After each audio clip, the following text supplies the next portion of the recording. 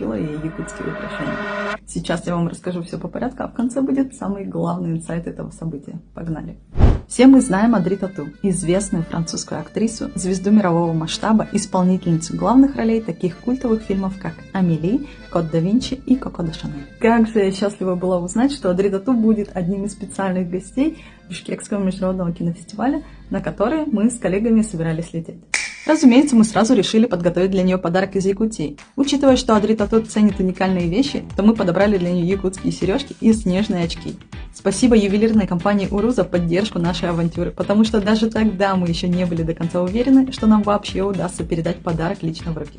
И вот мы из Якутии едем в Бишкек. Именно там я узнаю, что у Одри усиленная охрана, регламент и вообще к ней нельзя подходить без разрешения. Да, не самый лучший расклад. Но я беру себя в руки и украшения УРУ и смело иду навстречу Одри с фанатами. Я села на первый ряд, и вот я вижу ее. Так близко. Не через экран, а прямо здесь передо мной. Именно тогда я почувствовала всю важность этого момента.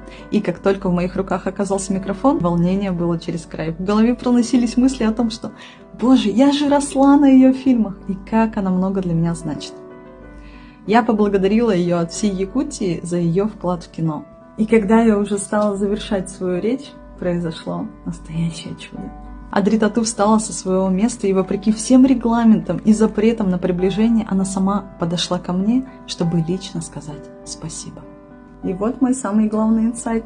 Когда ты преподносишь миру что-то ценное из чувства благодарности, то мир порой даже буквально идет к тебе навстречу.